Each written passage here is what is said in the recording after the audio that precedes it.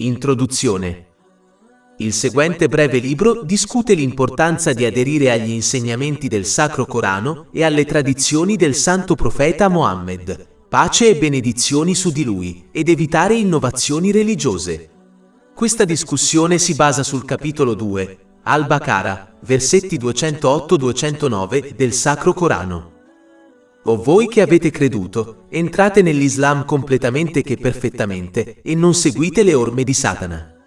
In verità, egli è per voi un chiaro nemico.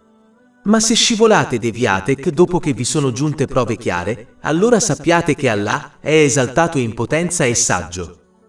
L'implementazione delle lezioni discusse aiuterà ad adottare caratteristiche positive. L'adozione di caratteristiche positive porta alla pace della mente e del corpo. Orientamento vis innovazioni. Capitolo 2 Al-Baqarah, versetti 208-209. O voi che avete creduto, entrate nell'Islam completamente che perfettamente, e non seguite le orme di Satana. In verità, egli è per voi un chiaro nemico. Ma se vi allontanate dopo che vi sono pervenute prove evidenti, sappiate che Allah è eccelso e saggio. Quando Allah, l'Eccelso, chiama i credenti nel Sacro Corano, la sua chiamata è spesso collegata all'attualizzazione della loro affermazione verbale di fede. Questo perché un'affermazione verbale di fede senza azioni ha molto poco valore nell'Islam. Le azioni sono la prova e l'evidenza che si è tenuti a ottenere in modo da ottenere ricompensa e misericordia in entrambi i mondi.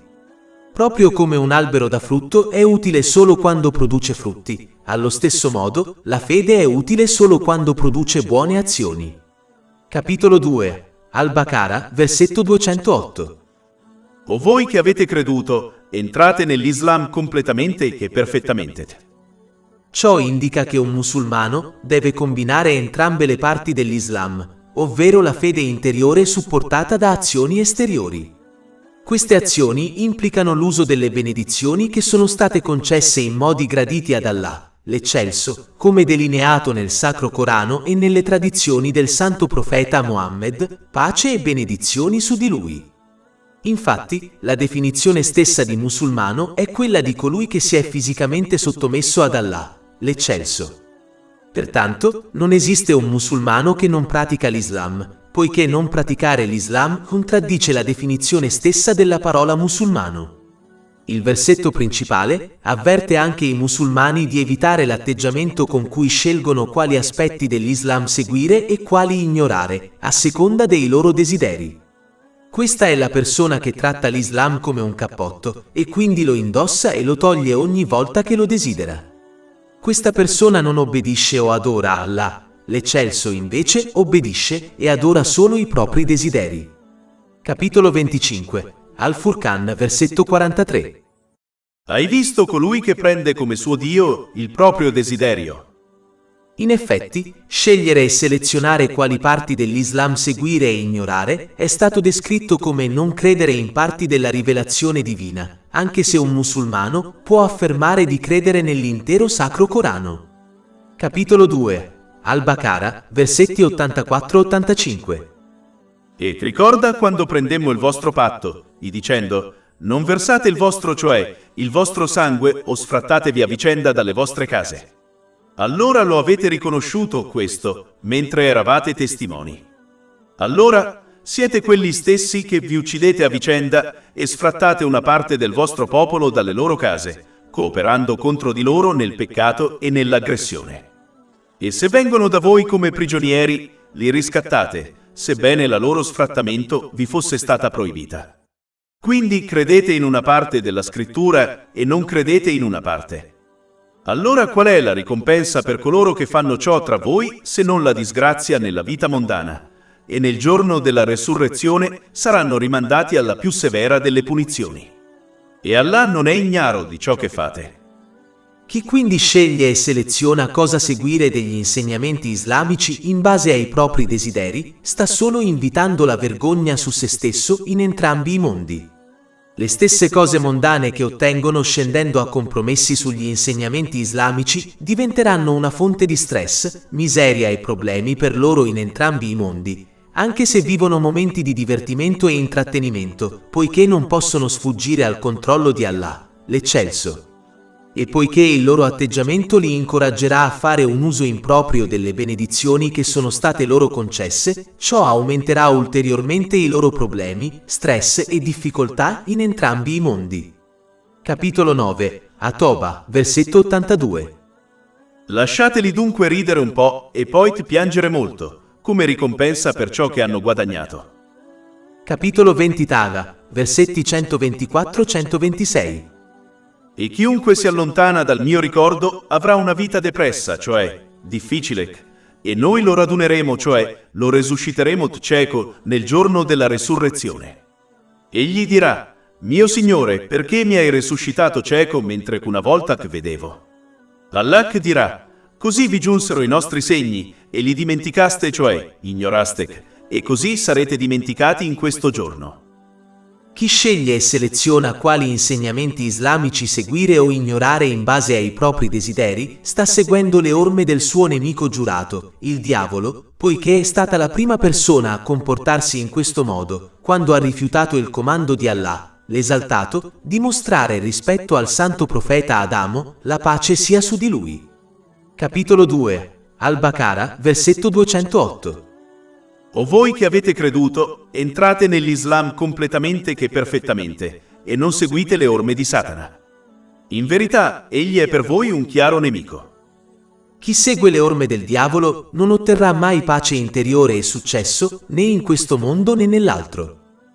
Un altro aspetto del seguire le orme del diavolo è quando si agisce su innovazioni religiose che non sono radicate nelle due fonti di guida, il Sacro Corano e le tradizioni del santo profeta Mohammed, pace e benedizioni su di lui.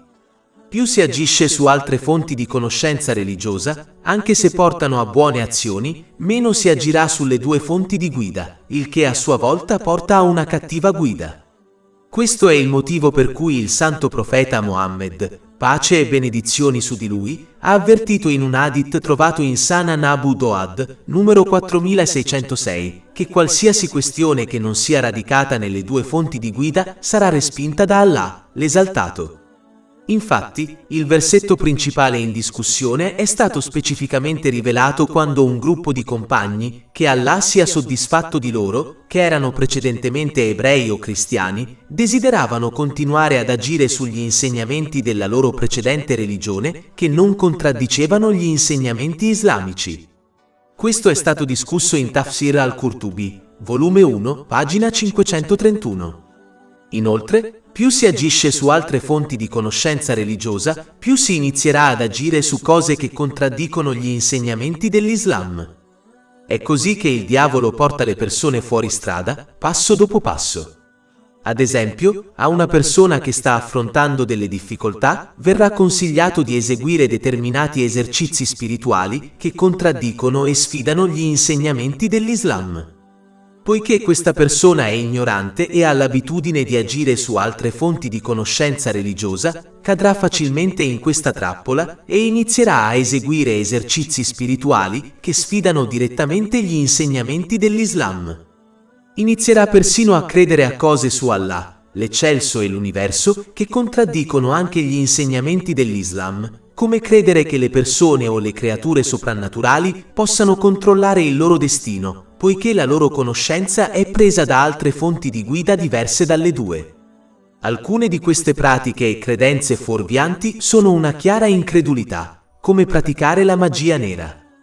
Capitolo 2, Al-Baqara, versetto 102. Non fu Salomone a non credere, ma i diavoli non credettero, insegnando alla gente la magia e ciò che era stato rivelato ai due angeli a Babilonia, Harut e Marut. Ma loro, cioè, i due angeli non insegnano a nessuno a meno che non dicano: noi siamo una prova, quindi non essere incredulo, praticando la magia. Quindi un musulmano può perdere la propria fede senza nemmeno rendersene conto, poiché ha l'abitudine di agire su altre fonti di conoscenza religiosa. Ecco perché agire su innovazioni religiose che non sono radicate nelle due fonti di guida significa seguire le orme del diavolo. Capitolo 2, Al-Baqara, versetto 208. O voi che avete creduto, entrate nell'Islam completamente che perfettamente, e non seguite le orme di Satana. In verità, egli è per voi un chiaro nemico. Come indicato nel versetto 209, la chiave per evitare di seguire le orme del diavolo è imparare e agire in base al Sacro Corano e alle tradizioni del santo profeta Mohammed, pace e benedizioni su di lui. Più si fa questo, più si useranno le benedizioni che sono state concesse in modi graditi ad Allah, l'esaltato. Ciò porta alla protezione dal diavolo e alla pace della mente in entrambi i mondi. Capitolo 15. Al-Ir, versetto 42. In verità, sui miei servi, non avrai alcuna autorità su di loro, eccetto su coloro che ti seguono tra i devianti. E capitolo 16. An-Nahl, versetto 97. Chiunque compia il bene, sia maschio che femmina, mentre è credente, certamente gli faremo vivere una buona vita, e certamente daremo loro la loro ricompensa nell'aldilà, secondo le loro migliori azioni. E capitolo 5. Al-Maidah, versetti 15-16. Vi è giunta da Allah una luce e un libro chiaro, con il quale Allah guida coloro che perseguono il suo piacere verso le vie della pace, e li fa uscire dalle tenebre verso la luce, con il suo permesso, e li guida verso una retta via. E capitolo 2. Al-Baqarah, versetto 209.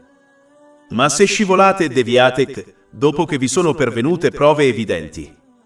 Pertanto, nessuno è lasciato con scuse, poiché le prove chiare del Sacro Corano e le tradizioni del santo profeta Mohammed, pace e benedizioni su di lui, sono state concesse all'umanità e sono, in quest'epoca, facilmente accessibili alla maggior parte delle persone. Chi ignora l'apprendimento e l'agire in base agli insegnamenti islamici non sfuggirà al potere di Allah, l'esaltato, e affronterà le conseguenze delle sue scelte e azioni in entrambi i mondi. Questa è una delle ragioni principali per cui molti musulmani non riescono a ottenere la pace della mente, poiché non riescono a imparare e ad agire in base agli insegnamenti islamici, in modo da usare le benedizioni che sono state loro concesse in modi graditi ad Allah, l'esaltato. Poiché Allah, l'esaltato, controlla i loro cuori spirituali, la dimora della pace della mente, non troveranno mai la pace della mente. Capitolo 53, An-Naim, versetto 43. E che è lui che fa ridere e piangere. E capitolo 2, Al-Baqarah, versetto 209. Ma se scivoli, cioè, devi, dopo che ti sono venute prove evidenti, allora sappi che Allah è esaltato in potenza. Ma poiché Allah, l'eccelso, è anche onnisciente, solo Lui può fornire il codice di condotta necessario alle persone per ottenere protezione dal diavolo e dalle sue numerose trappole, in modo che le persone possano ottenere pace mentale. Questo codice di condotta si basa sugli insegnamenti del Sacro Corano e sulle tradizioni del santo profeta Mohammed, pace e benedizioni su di lui. Pertanto, ci si deve comportare come un paziente saggio che accetta e agisce in base al consiglio medico del proprio medico, poiché sa che è meglio per il proprio benessere mentale e fisico, anche se gli vengono prescritte medicine amare e un rigido piano dietetico. Ma in questo caso, un medico umano può commettere errori, mentre Allah, l'eccelso, è onnisciente, e accettare e agire in base a ciò che ha prescritto porterà solo alla pace mentale e al successo in entrambi i mondi. Capitolo 2, Al-Baqarah, versetto 209. Ma se scivolate, cioè, deviate dopo che vi sono venute prove evidenti, allora sappiate che Allah è esaltato in potenza e saggio. E capitolo 10, Yunus, versetto 57. O uomini, vi è giunta istruzione da parte del vostro Signore e guarigione per ciò che è nei petti, guida e misericordia per i credenti. Oltre 400 ebook, audiolibri, infografiche, podcast e blog gratuiti disponibili sul nostro sito web www.shaykhpod.com.